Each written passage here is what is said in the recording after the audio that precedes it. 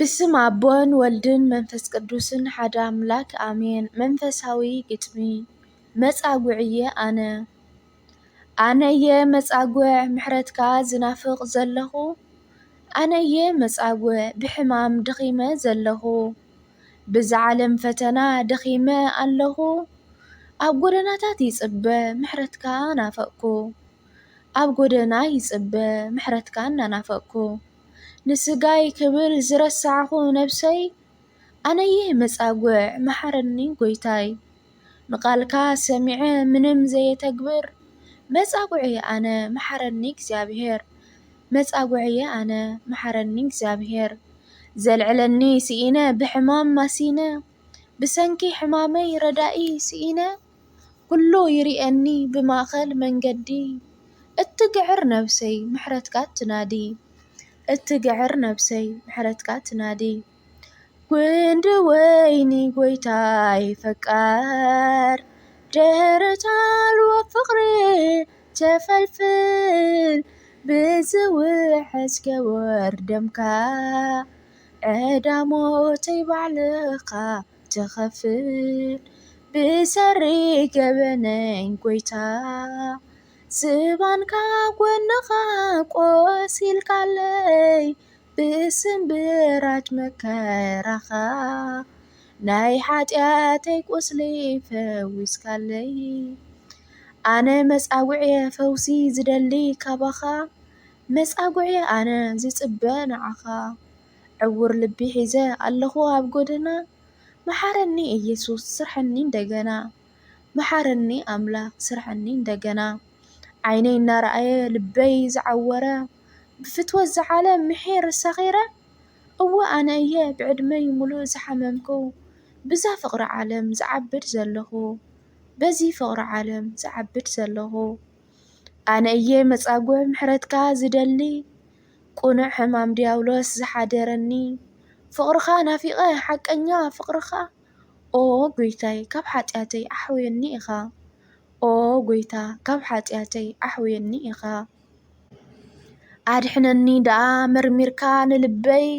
ሰንበት ዋላ ይኹን ግዚኣ እዛ ነብሰይ መሕደሪት ዲያብሎስ ኮይና ብዙሕ ጌራ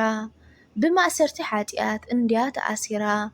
ብማእሰርቲ ሓጢኣት እንድያ ተኣሲራ ኣብ ጎደና ጽርግያ ዘልዕለኒ ስኢነ 38 ዓመታት ብሕማም ማሲነ መጺኻኒ ክትሕውየኒ ፈቒድካ ፍቓደይ ጠይቕካ ንዓይ ንባርያኻ ፍቓደይ ጠይቕካ ንዓይ ንባርያኻ ብድውየይ 38 ዓመት ኮይኑ ጸልሚቱኒ ሽኳ ብርከይ ምኻለይ ስኢኑ ጸግዒ ዝኸውን ናተይ ዝብሎ ወገን ኣብ ዘይብለይ ብሓይልኻ ኣጺርካኒ ጸዋሪት ዓራተይ ኣነ ግና ኣመስኪነ ኸይነብር ቃልካ ሰሚዐ ዝሃብካኒ ሓደራ ዘንጊዐ ምስቶም ፈሪሳውያን ወጊነ በቃ ማዕጾ ልበይ ዓፄ ጠሊመካ ጎይታ ይበዲለካ ሰብ ዘይብለይ እናበልኩ ንዝነብዕ ኣነ መጺኻኒ ኢየሱስ ካብ ሕማመይ ድሒነ ክሓዊ ምእንቲ ተኣምራትካ ገሊጽካ ከምዚ ዝብል ድምፂ ሰሚዐ ካብ ጥዑም ኣንደበትካ ደጊመይ ተኣብስ ተንስእኺድ ዓራትካ ልዒልካ ደጊመይ ተኣብስ ተንስእኺድ ዓራትካ ልዒልካ ብእምነት ብተስፋ ንዝጽበይዎ ከም መጻጉዕ ሓደ መዓልቲ ኣለዎ ምሕረት ዕረፍቲ ረክብ ዘለዓለም ይፍውስ ይምሕር ንድውያን ሕሙማን ይፍውስ ጎይታ ይምሕር ንድውያን ሕሙማን ከምቲ ገንሸል ናብ ማሕረዲሁ ቦታ ዝኽብከብ ኣየድመጽካን ድንን ዳበልካ ኣብ ቅድሚ ሰብ እንታየ ኾይነ ብ30 ዲናር ዝሸጥኩኻ ንሞት ስቓየይ ከምቲ ትንቢት የሕሊፈ ዝሃብኩኻ ንስኻ ግን ከም በደለይ ኮንካን ዝፈደኻኒ ክሳዕ ዕለት ሞተይ ኣፍቂርካኒ ባዕለይ ዝነጸክዎ ዕድመ ድሕነተይ ካባኻ ፈልዩኒ ካብ ኣምላኸይ ጕንዲ ወይኒ ጐይታይ ፈቃር ደረት ኣልቦ ፍቕሪ